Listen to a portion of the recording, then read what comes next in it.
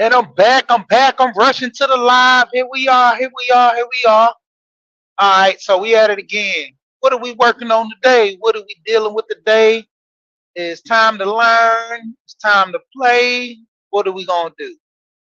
We're talking about the housing market, and we had the conversation on the game show yesterday. Shout out to Prince Pierre and the game show. You know, y'all go check them out. Check them out. So, leading into the discussion, we talking about future goals. We talking about expectations. When is the best time to buy? Swoop in the building. Swoop, there it is. All right, so we in here. When is the best time to buy? What are your options? You know, a lot of us we have moments to where play what's going on. A lot of us we have moments to where we don't know the exact time to, for instance, look at buying a house. What are our options? Because we only know what we know. You know, sometimes it might be buying a house, you got to have a 720 credit score. Not true. You can have a 580 credit score. You just have a higher interest rate.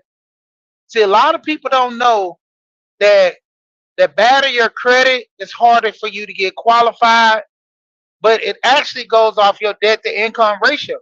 You can have horrible credit but make money. That's the thing with most people. It's there are a lot of people that don't like paying their debt, but they make an abundance of money, and when it comes down to it, they don't properly know how to budget. They don't properly know how to get things in order. Now, this is the thing. Now, the same way you can get approved for a house, same way you can get approved for a car. They're looking at their risk versus their reward, seeing how long you can stay in this house, how long you can maintain it from the money that you already make.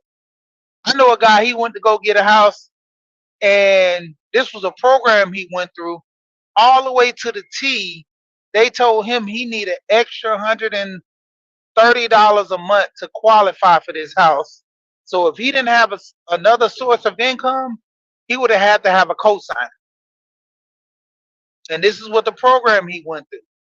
And with this program, they made him get at least to a 680 credit score. He'd have to hit 700. Made sure he had a 680 credit score, and gave him seminars that he had to take online about learning to buy a house, and went from that point on. So not only a lot of people just sit here and want to buy a house, you got to have some knowledge in buying a house. And that's the thing for most people don't have no knowledge in buying a house. All they know is they want something to look nice, and they want the bells and the whistles. They want the hardwood floors. They want the arches in the doorways. You know, they want the granite or the cork countertops. You know, they want uh, the bathroom and the walk-in closet, the nice bathroom with the walk-in closet combined right next door to each other, not separate off like that.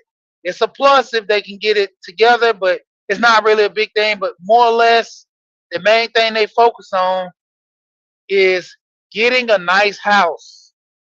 But then you're not focusing on other things like how's the neighborhood? What is the crime rate? How are the schools? People who have kids, you got to pay attention to that. One of the biggest things when I used to move furniture, I used to always tell people when we have conversations, most people they might move to a city, never been there before, they'll go rent a house or rent an apartment to try to find the area. And the biggest thing I always tell people that they was always right about one thing: location, location, location. Location matter when you have kids. It determines whether you have a scholar or you have a kid that's kind of struggling in school. And even if your child isn't struggling, they're dealing with outside sources like other kids and the behaviors affecting their learning. So when it comes down to that, you have to consider, do I want this real nice house for a cheap price in this bad neighborhood? Or do I want this house over here that's a little more expensive and kind of outside my budget? It depends. You know, sometimes you get both. Sometimes people look up. You know, prime example with me, I end up getting a house, and they end up knocking like almost 20, 30,000 off the house because the guy, he was an investor, and when it came down to it, with the multiple houses that he had, I had issues at that house. It needed a new roof. You know, there were little small maintenance things that you can see from the outside before you even got the inspection. So once we got the inspection and confirmed things, it was, within our best interest to say, well, we want this house, but under these situations, we would like either for you to fix it or to knock some money off for us to fix it. And do you want to keep playing the game? Because the crazy part was, we originally passed off on the house because we got into a bidding war, and then the guy doubled back because the people didn't qualify. They got all the way down to the table and didn't qualify because they didn't make enough money, whatever situation may be. So he doubled back to us, asked us that they want the same, that we want the same offer, and they would lower the price. And once they lowered the price, then end up finding out the issues, have to lower the price again. You know, it wasn't a good thing for him. The guy actually lost, but for us, it was a decent thing that suited our needs. And getting into the question, when is the best time to buy? Here people are always talking about, man, interest rates are too high.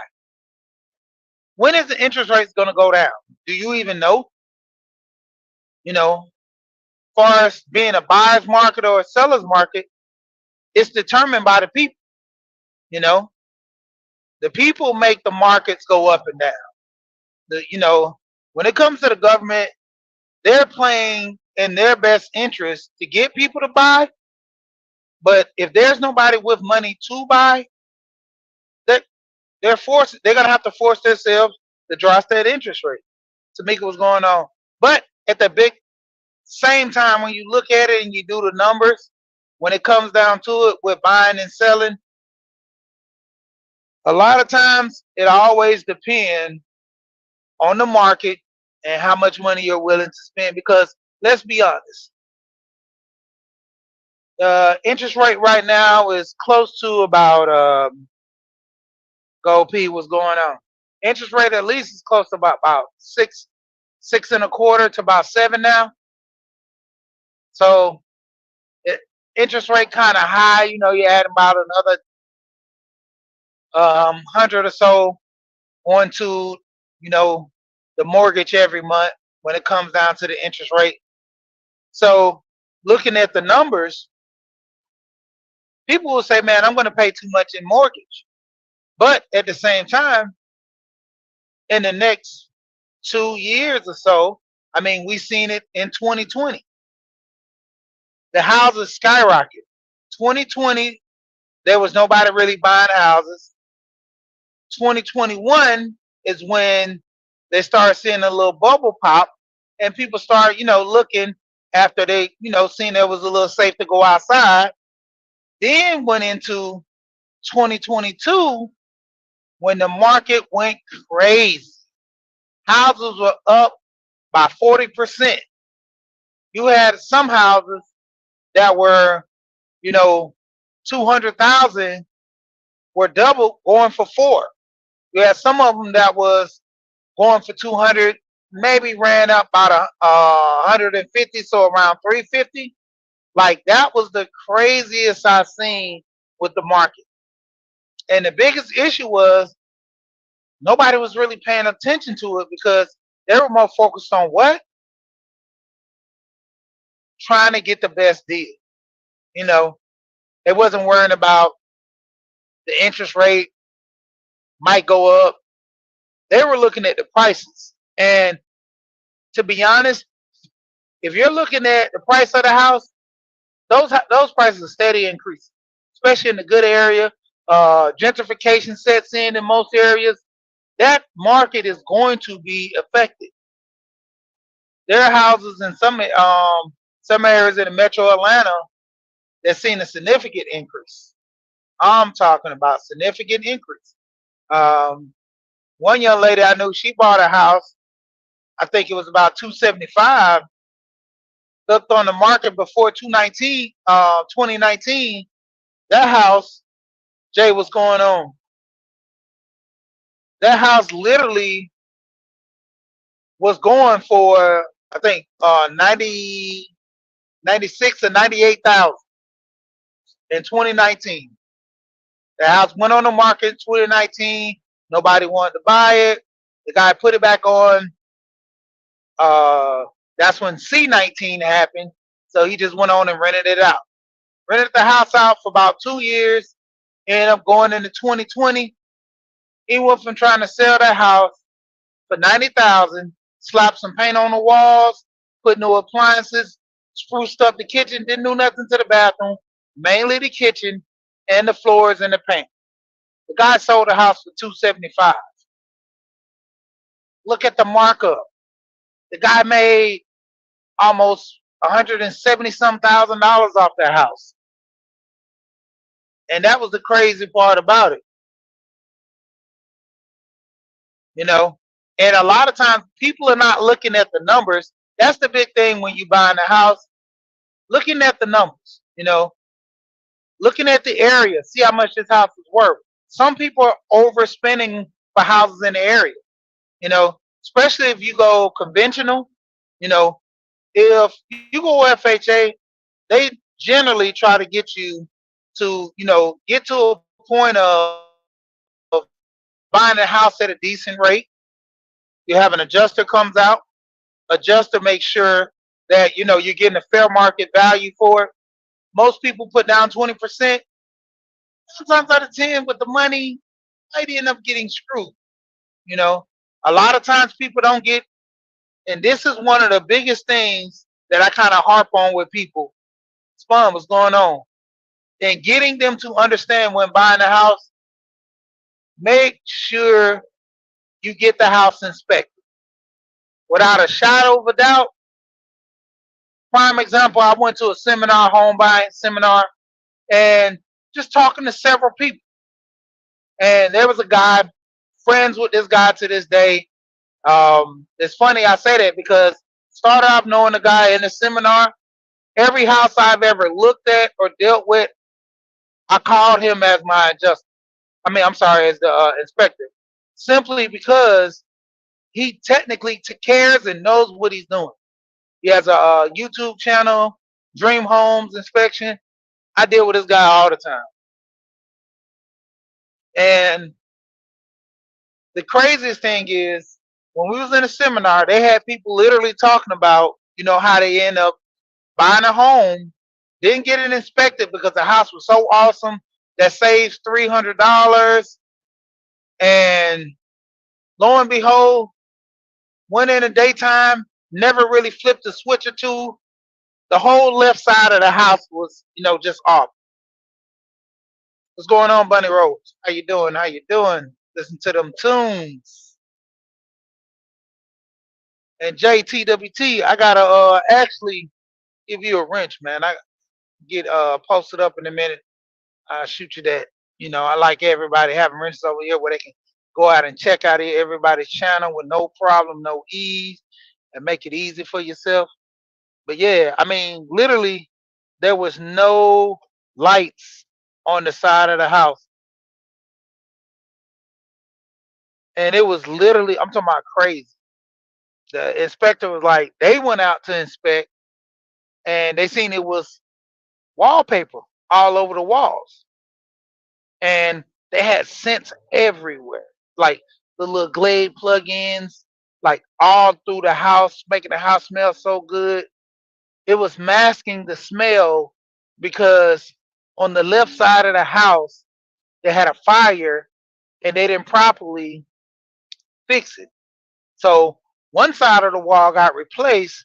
The other side had I guess it was damage or something done to the drywall, and it smoked on both sides. And I guess I don't know if they changed the studs or not. Didn't change them, but the biggest thing that they did was just put wallpaper up. And once they put that wallpaper up, they started putting those Glade plugins in. Didn't even fix the outlets. Come to find out, literally that whole left side of the house, no power. Right side had power. Left side, no power. So the dining room, living room, no power, but so much light going in, natural light, they didn't think to turn on the switch. The kitchen had power. You know, one side of the kitchen had power, the other side didn't. The stove, the refrigerator, all that was working fine.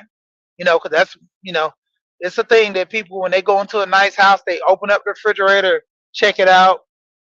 Nikki was going on in the building. But I mean, the crazy part, inspectors are needed, man. I mean, honestly, can't say it enough.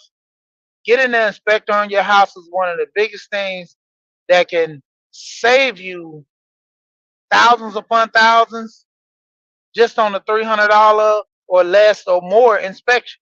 You know, they even have inspections on thermal heat to where one of my friends, believe it or not, new construction.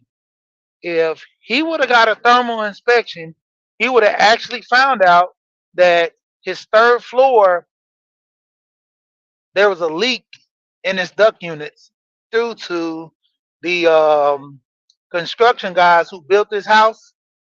They were shooting so many nails into the roof, the ducts were right there by the roof. I guess through in the grooves. I don't know how that worked, but overall, or they were just, putting wood or studs up top in the attic. But lo and behold, he literally had, what's going on, Blue? Literally had so many holes in his air duct. Now he has three ducts. He has one for the basement, one for his first floor, and one for the third floor. So he literally had all those ducts and AC just blowing. So at the time, he didn't know, spending all this money every month to try to keep the third floor always heated to a point to where he said, man, I got to go up in the attic and do something. Next thing you know, had that issue, had someone come and correct it. And to be honest, that was right on the builders due to the fact he was almost up on his year warranty. And the builders came in and fixed it. Everything after that was coming out of his pocket. And the biggest thing was the builders had an inspector. They get paid by them.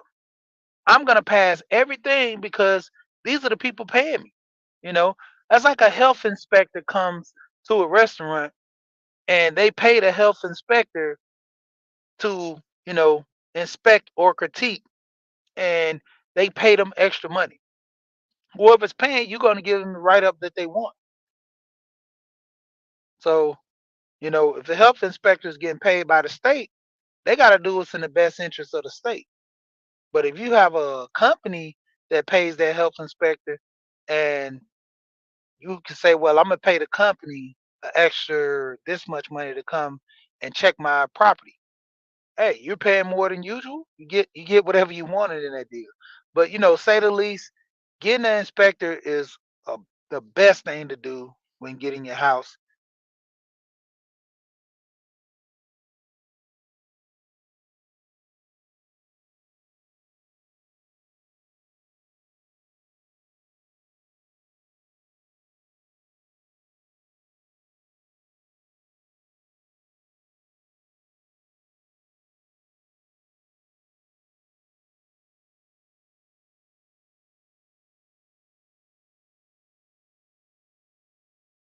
Lotus, and we got Jay over here. Both you guys are wrenched up.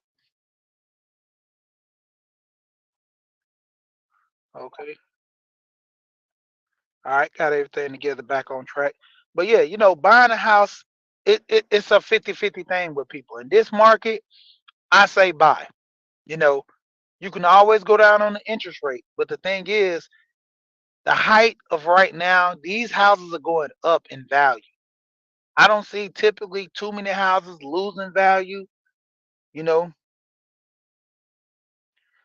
oh man, I keep forgetting every time. Oh, Jay Jordan, Renaissance Dad, what's going on, baby? Keep forgetting what Jay Jordan be calling. But yeah, man, when it comes down to it, the best time to buy a house is literally like I say, now.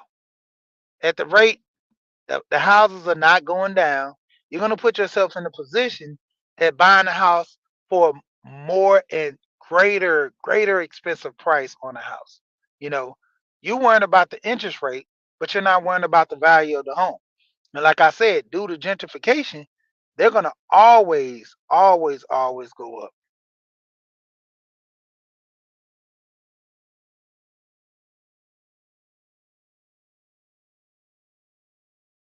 And everybody gets rich. You know, I try to keep everybody to the point where they can actually go and check out each other's channel. A lot of awesome people come over here, check out the channel. They great. TWT, I think I see you over there at what's my boy? Underrated Darkness channel. You know, a lot of TWT family over there were underrated. Um, but at the same time, like I said, buying a house right now, a lot of people don't even know the advantages, just in general. They have so many different programs that can actually get you in a home. You got first time home buyer programs. You got, down payment assistance programs where all you're doing is bringing the closing costs to the table. You have military benefits for guys or women who are in the military. You can go buy a house with no money down, no closing costs. Just go to the table with a pen, sign your name, get the house, get the keys. Come back in. You can refinance, and they give you a reasonable because you're a vet. They give you a reasonable rate, because you're not putting anything down. But if you were to come in and put something down, do the comparison. You'll get a better deal, way better deal if you put some down with the closing costs or take advantage of one of those down payment assistance programs and put some money on the closing costs. I know a guy who's in the military. He got a $380,000 house. End up going to the table with nothing, literally nothing. This guy makes about $10,000. He does military contract. Came to the table with nothing and got that house. Real easy. And that's the thing. A lot of times you literally don't know the programs or things that can help you. So that's why people kind of, short stopped on that.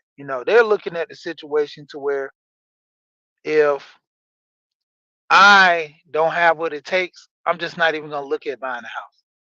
Like I said, do your research. Know if you're going to buy a house, what are your options?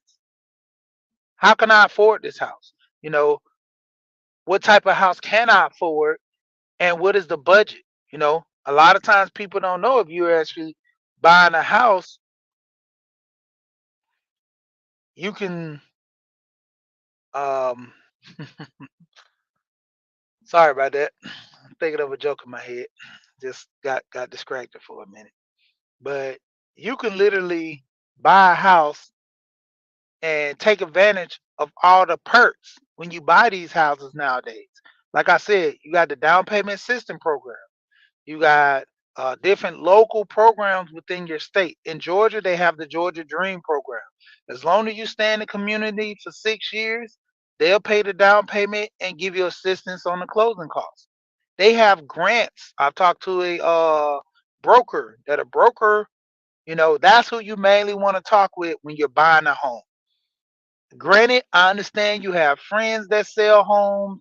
Granted, you know a lot of agents, but nevertheless, the agents that you technically know are not in the financial side.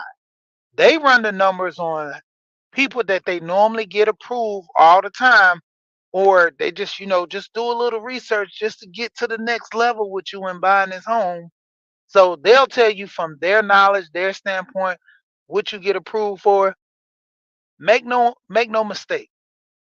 They're not brokers. That most agents don't know anything about the financial side. So that's going to be a burden on your part. So the biggest thing that I try to get people to take advantage of is listening and talking to an agent that can help you. and dealing with the broker that can give you the financial side and take you to the next level.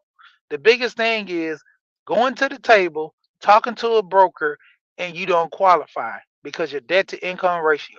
Like I said, you have people that do not like paying bills, have a lot of debt, have bad credit, but they make so much money they can literally afford a house. So a lot of times when they tell you credit is a factor where you can't get your house, your debt is a factor where you can't get the house. I know people that actually make about $10,000 a month. They have probably what five something credit score, and they got approved for a house based on the money that they make. It's debt to income ratio. You make this much money, you have this much debt, but at the same time, you literally make enough to pay your bills and start a way to start paying your debt. Now, a lot of times, banks, depending on what bank you go to, they will want you to pay most of your debt off before they put you in the house because they looking at if you're accumulating this much debt at a fast pace, you're gonna do the same thing with this house. You know, and majority of the time they see your numbers. Like I've known people that rented for 25 and $3,000 a month, and when they went to go get a home, they was like, "Man, I can't. My credit is so bad." They literally went and got a home, paying about $1,800 a month, and they're looking like, "Why didn't I do this earlier?" And man, my rent was steady going up. My rents, like they didn't know literally with that 500 some credit score, they can get approved for a home. Like I said, the interest rate will be high. They make the money. They just bad with they don't have a budget, you know. And that's the thing. A lot of people don't have budgets. A lot of people can sit there and consolidate most of their debt, pay their debt off quick and easy. A lot of times you have to weigh a budgeting your APR on your cards compared to the amount that you have to pay. The higher APR interest on these cards, you want to take attention to them, but at the same time, the ones that have the low amount, you can pay them off just as fast and start pushing more money on the ones with the high interest rate. A lot of times you're not getting taught that. A lot of times you don't know that because why? People aren't having these conversations. Same with buying a home. If I'm going to buy a home, you know, the area that I stay in, the return on my investment. A lot of times people are not talking about the return on investment, the ROI on your investment due to the fact I'm just buying a home because I need a house. No, if you buy a house in this area, you can look at the rate of return, you know, and so much, especially with gentrification setting in most areas, easily 15%. On average, they did the numbers within the 5 to 10 years, most home on average go up 10% in value. Now you have some that are fortunate enough to double within the first 5 years. Like I said, due to the area boom, you know, you might have a big sweep to where summer's coming in, and you have these new housing, and everybody start focusing in on that. So that's another thing you have to pay attention to. See, a lot of us we're not doing the homework, we're not getting ourselves involved in the process on buying a home. So with us not even getting involved in that process on buying a home.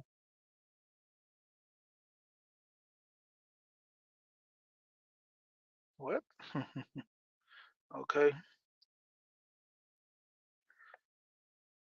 All right, we're gonna skip past that comment. But notice in the process of buying a home, but they don't take advantage because they don't research, not doing any details for themselves to actually understand, okay, if I get this home, what all do I have to do to buy this home? What all do I have to do to keep this home? They're just looking at, hey, if I get this home, you know, because I like the floors. You don't know this whole area is pretty much condemned. Like every so often they have floods through here. You won't notice that until you get your quote for your insurance. Why your insurance is so high? Because a lot of people don't know. Converting from renter's insurance, paying them anywhere from 15 to 25, almost maybe $50 on the high end for renter's insurance, compared to actually homeowners insurance, that's a big jump. Same thing with people cars. It matters where you stay at. Crazy part is I moved from Snellville to the inner city of Decatur. I was with 3 cars. I was paying about, no, it was 4 cars. I had 4 cars close to paying about 290. End up getting, a speeding ticket. Then moved into the city. Once they found out we was in the city, just for 2 cars, we're paying 260 something now. And it's all about, like I say, location, location. You know, like I said, not doing your research. This area is crime driven. Look at the stats. Where's the closest police station?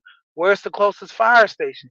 How far is the hospital? When all these things matter when buying a home, but you're not taught this, so you don't know this. You're not looking at this because it's not appealing to you. Because why? Nobody never talks about this stuff. Same thing with buying a house. Nobody never says that you can buy down your interest rate. The agents know that, but you got to understand the best deal of an agent is to get you to buy a house way more expensive and out of your budget. For one, they're not staying in those homes. So they don't care at the end of the day what you pay. It's about their bottom line is making money. The agent, 10 times out of 10, if they're not like close friends or have a moral compass, their interest is to get them, you know, to get you in a situation so they can get paid. So you got to think about that when you're dealing with your agent and your agent always trying to show you a house outside of your budget. Stick to your budget. You know, you have to be the one to say, "Well, I'll move my budget up because I can't find a house." Always make sure you look for houses on your own as well. Uh, Red Door. What is the other ones? I can't think of all the big name ones. Renter, not renter, but homes.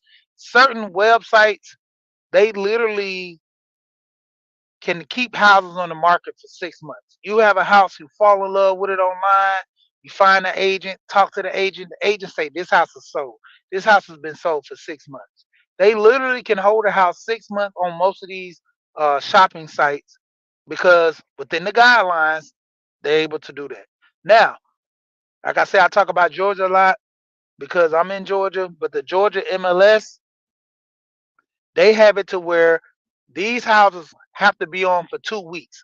I've literally looked at houses and the next week they're off the Georgia site.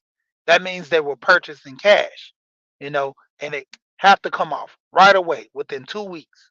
Some of them faster than that. I was literally looking at a place for 2 weeks. Got to that third week, got the agent looking and everything involved in it. Next thing you know, it was off the market. Yep. Even to a degree, I talked to an agent about a house. Lonzo, what's going on? I literally talked to an agent about a house, and the crazy part was this.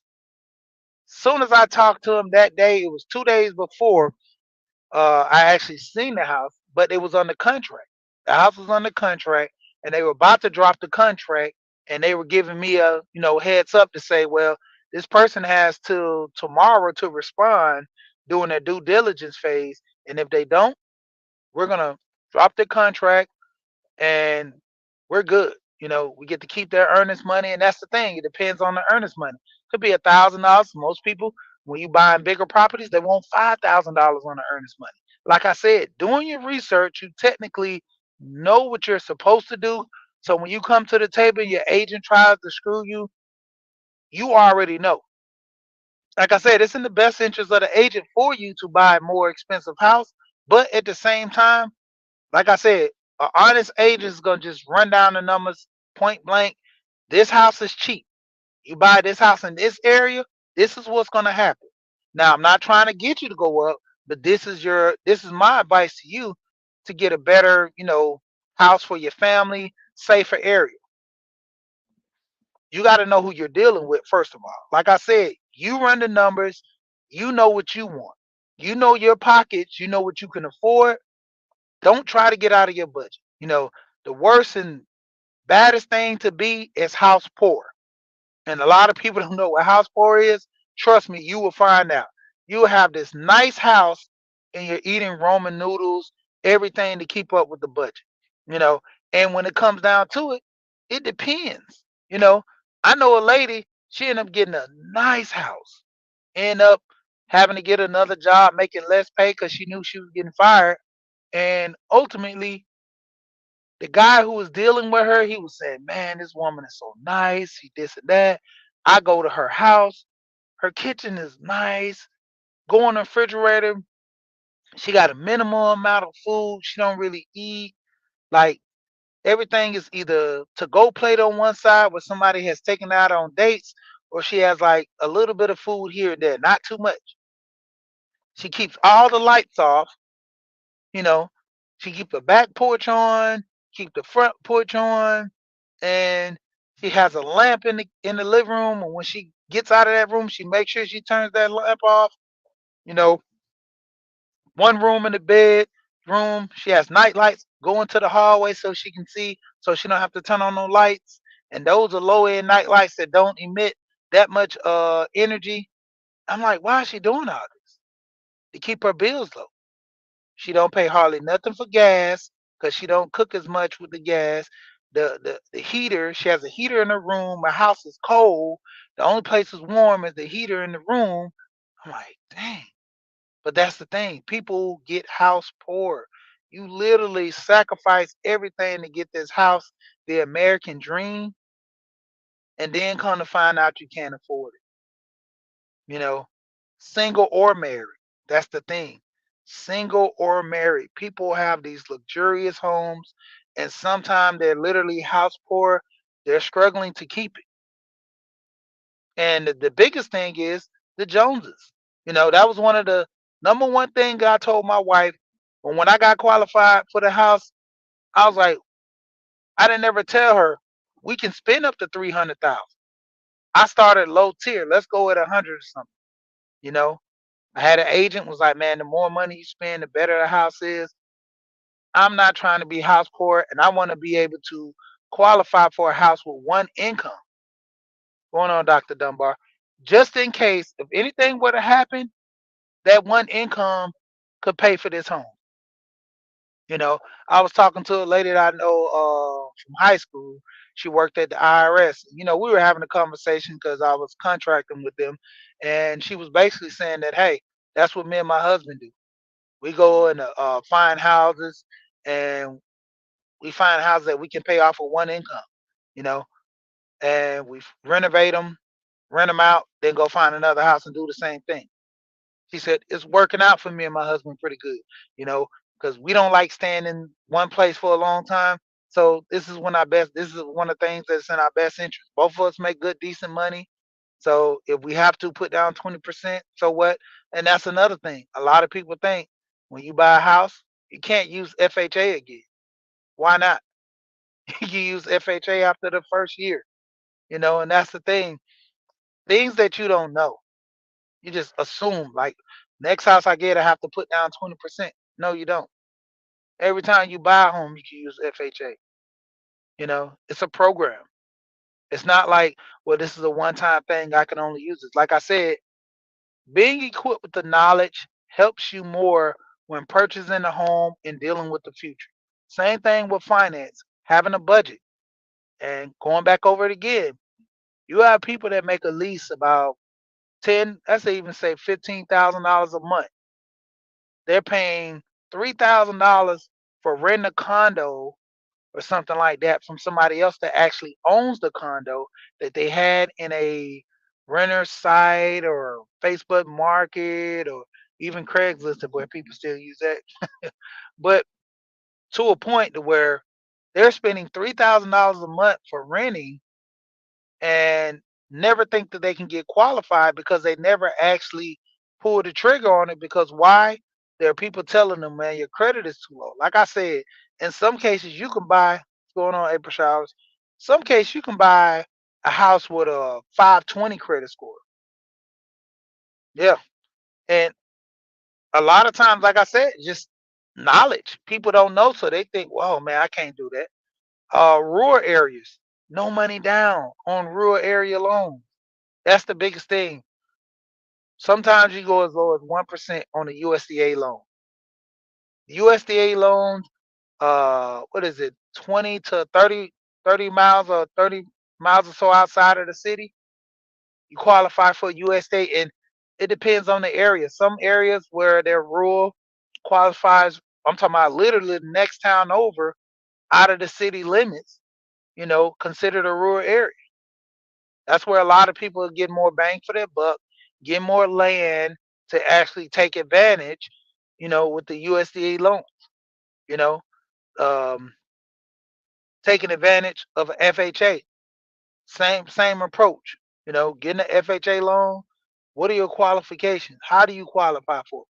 Nobody knows because nobody's doing the research.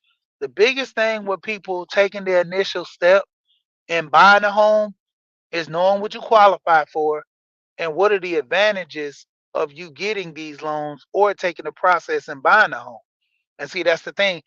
If you don't know, you don't talk about it, you're not going to qualify and it's not going to suit you. So these are the things that I'm trying to push and more or less get people to be involved in, because the biggest asset is your future and you dealing with it accordingly. Like I said, the first step is budgeting. Have a budget. Make sure you know what you qualify for. Checking out,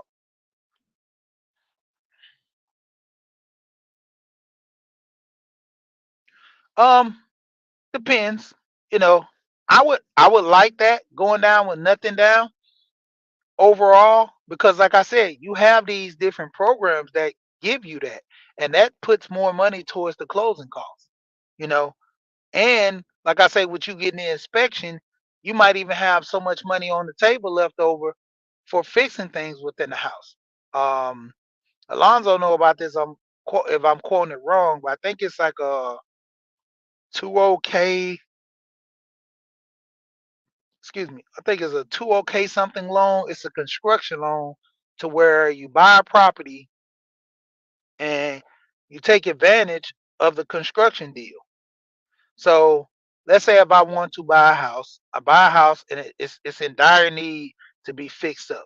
You know, uh, what is the website? HUD Home. HUD Home generally have these type of construction loan deals to where, let's say, you win a bid on the house and then you sit there and need the house fixed up. So you can actually go to your local bank or any broker that you deal with and get this type of loan to where, as you're getting the house, you get a quote on the construction to be done on the house. Let's say it needs new flooring, the roof is caved in, needs a new roof, the ceiling, everything needs to be fixed. That 20K loan goes, put the construction cost in there and the amount of the house, and that's before the appraisal of it, all not fixed up. Fix the house, refinance if you want to, but fix the house, get the loan, everything approved, and going to the table like that. So it all depends on, like I said, the type of loan that you get and the advantages that you want from that. Me personally, nothing down. I always think that's a good thing because you could take money and put it accordingly where it needs to be. As far as, like I said, the closing costs. Most people, if you don't have that much furniture or have furniture, it gives you to a point of buying new furniture. But my thing is keep what you got. You know, buy a little here, buy a little there. Over time, you fill up the house. And a lot of times, like they say, more money, more problems. You add a lot more money in your pocket instead of you putting it down on your clothing or just getting the home and taking advantage of paying that mortgage off early, paying an extra payment towards the principal of the house, and it offsets your interest rate anyway, you know. And most people don't see till 15 years a big chunk start coming out of the principal because majority is going towards interest. And like I said, they literally have people that have the money to get the home, but necessarily don't get the home due to the fact, let's face it, just bad with money, don't know what they qualified for, and never take the chance. I was talking to my son the other day, and I was telling him, you know, why sit there and listen to people that are agents? Why not take advantage of a broker? I gave him a couple of brokers number. I know a couple of people from school, people I've dealt with, having a conversation and looking to the point where I say, okay, this guy is pretty cool. Talk with him. Talk with the guy, knew where he stood, and I said, see, that's all you had to do.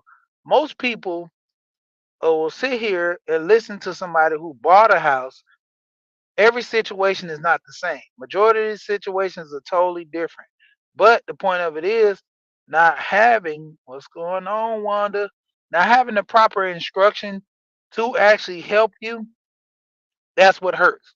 You know, just because I bought a car at a 3.5 interest rate, you might buy a car at 18% interest rate. I remember the first time I bought a car, I think it was 23%. And boss lady was going on, hey, are we on for Saturday? I got two things to do Saturday morning. I got a training for a seminar that I got. Um I know that starts at 11. So depending on what time zone you in, I'm in Eastern. We can do it early. I know later on that afternoon I gotta go to a 1920s party. I might post my picture about that. But overall, boss lady, hey, what we doing? Hey, if I gotta pop it off, I get up early in the morning and hey and start. Oh, you on Central Time? All right, cool. If I gotta get up at 9 o'clock, that's 8 your time. I start one off at 8. It depends on how you want to do it, cause I set my alarm and be ready for it. Shout out to my here for the grind. I got to get back on it. I'm already losing this weight by not eating bread. Go, Professor, man. I tell you, I tell you. Get it together, go, Professor. Get it together. I'm not even gonna highlight your company. Yeah, but yeah, I started off. It don't make me none, and I can set it up. What I'll try to do is try to see if I can set it up on Restream. Because if I can set it up on Restream and do it that way, then you can actually go up to the top. If you set an account up with Restream, I think it has it to where you can share the link to yours. I don't know if StreamYard. I never really dug into StreamYard like that, but if it does that, I'll just do it from StreamYard as well. But I know with Restream, I can actually set up a live. You can come in, go to the top of it, and share my live on your page, and you'll get the watch hours and everything as well. GG, what's going on? Yeah, two oh K long. That's what it is. I know it was something 20 something long.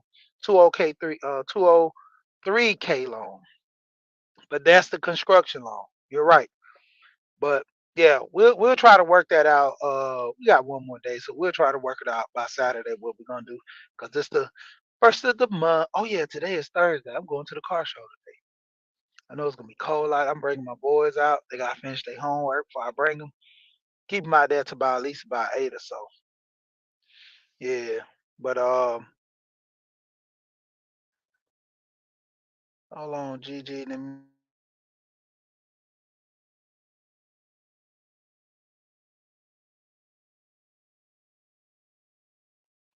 I was just making sure you got your wrench, GG.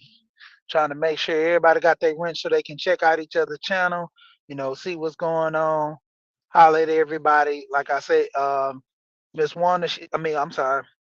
April Shaw's already dropping a link for a lot of channels, so you can go out there and check them out like that, or you can actually, use your wrench and check out the channels, whatever you prefer. But back into it, I'm about to get ready to hop off in a minute. Overall, for me doing all this talking, when it boils down to it, learn the knowledge. Find the knowledge on trying to buy a home.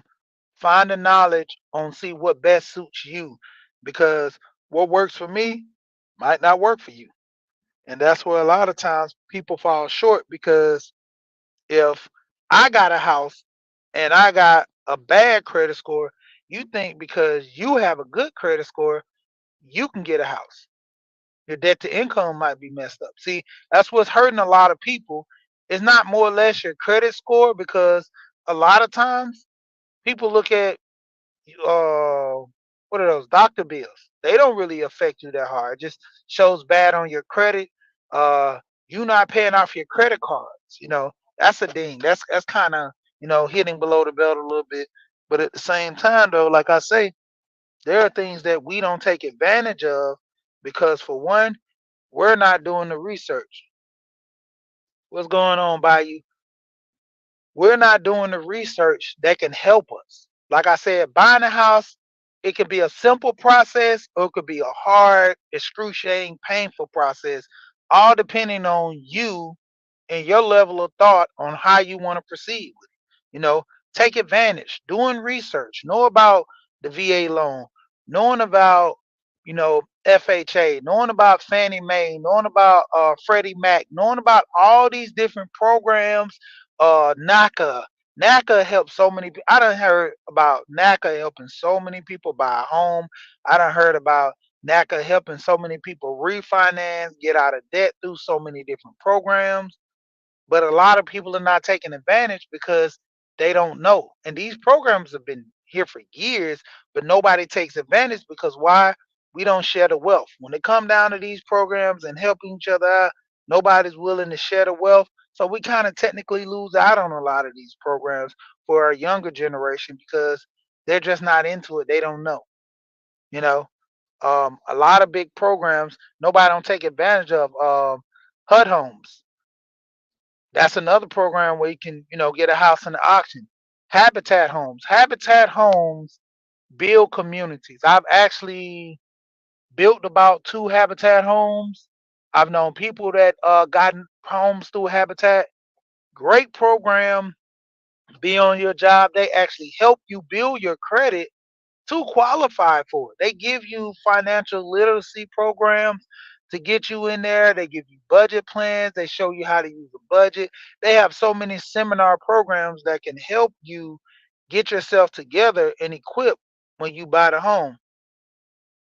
And a lot of people don't take advantage of it. That's the biggest thing that hunts me with a lot of people because they don't take advantage of it. And it's because of us a lack of knowledge, not knowing that the programs exist in some cases. And then when it comes down to it, it's just that self-awareness. Do I qualify and what do I qualify for? You know? And so overall, having issue is just simply a lack of knowledge, not knowing. Simply not knowing where do I stand, what do I qualify for, what's going to help me make the best decision, what's going to give me the greater outcome in these situations. So, with that being said, shout out to everybody that came through. Make sure with buying a home and doing all these things, learn, learn, learn, take advantage, take advantage. See, a lot of times they say you perish from a lack of knowledge, you know, and I'm funny thing, my grandma always say, "What's the difference between a young fool and an old fool?" A young fool grew up never to learn nothing, and just became an old fool. You know, and not calling people foolishness to an extent, but at the same time, learning something can help you go farther. Learning something can increase your risk. You know, increase your reward versus your risk. So, shout out to people. Yeah.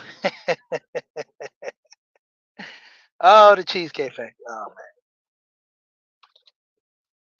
I say the least about that list, man, and the cheesecake, and I'm gonna kind of end with this. People have grown to actually make the date be a representation of their life with that person. The dates are for you to generally get to go know someone and talk with them and see, do you match? Do you actually kind of connect with each other on a level? A lot of people have issue because they're looking for the glitz and the glamour. They're looking at social media as a representation of their relationship. How can you even get to the marketplace and buying a home when you can't even take advantage of the situation? Uh, Dr. Dunbar, I think you kind of being a little modest with that, with all these nice, exquisite places that you taking people or showing people, laughing about what's going on, Quinn. But my thing is, if you're not good enough for a 4 for 4, let's start there. If you're not good enough for the Cheesecake Factory, then you might be good enough for a 4 for 4. Because what's the difference from going to a restaurant, established restaurant where you can sit down and conversate? You're going there to eat and hold a conversation versus going in a fast food establishment where the food isn't as good, as isn't as pleasant, and it's a lot of issue behind. People acting crazy, wilding out. You're not getting the cheapest cheapest meal you can find. You're actually getting some, that's pretty decent. So people can be the judge of that all day. I mean, even with the coffee dates, that's in my opinion one of the best dates to go on. What's going on, young? The best date to go on, in my opinion, in this new day and age, it makes the man spend less money, and then overall, it puts the situation to where you guys can get to know each other. You're doing nothing but talking and drinking coffee. That's it. You might not even want a second date. And if that guy's too cheap to go on a coffee date, then hey, Miss T, I can't wait. The prenup. The prenup. Oh man. Shout out to Miss T later on. She's gonna be running down the prenup, the prenup, the prenup.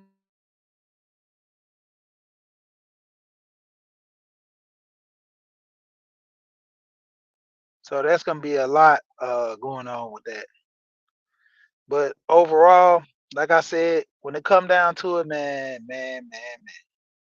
having a situation to where you want to buy a house, take advantage of the knowledge. A lot of people are not doing research about the knowledge, so that's where they technically lose out. You know, a lot of people are not looking at the different programs they qualify for because they're listening to their friends.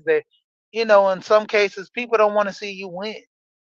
You have family members that don't have a house, and they tell you, I ain't got a house, so I don't think you can qualify for one either.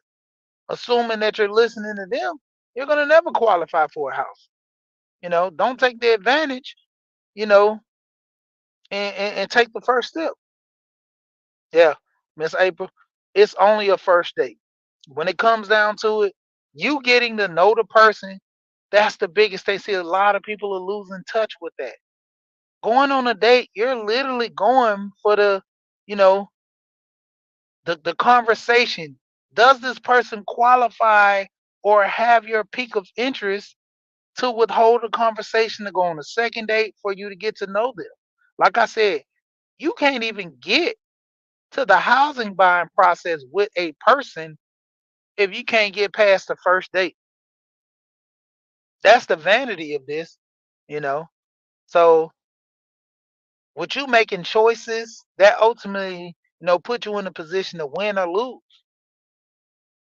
And that's why I say, going back to doing the research, a lot of people are not doing the research. A lot of people are not taking advantage of situations that help them win in order for them to do better and be better in life. you know so I'm gonna get ready to get off of here, in with this. Shout out to people that came through. I'm gonna just keep drilling this. I talk about this a lot. I made the change from more or less trying to talk about the gender topics between men and women need to get it together and focus more on future. Because I don't care if you're a man, I don't care if you're a woman. At the same time, you need to get your life together. So you need to get things in perspective. You know, you need to learn, you need to progress yourself and being a better you, whether it be man or woman. Because Shout out to the nine laws of self-government, which I kind of co-wrote finna steal. But at the same time, law number 3, apply selfishness. Sometimes you literally have to use this to apply selfishness for yourself. If you don't know how to benefit yourself, you don't know how to deal with yourself and take the advice or necessary things to put yourself in the best situation, how can you work a deal to where others can put you in the best situation? Because you're so being a people pleaser, working with other people, dealing with other people, forgetting about yourself, you're losing that value for you.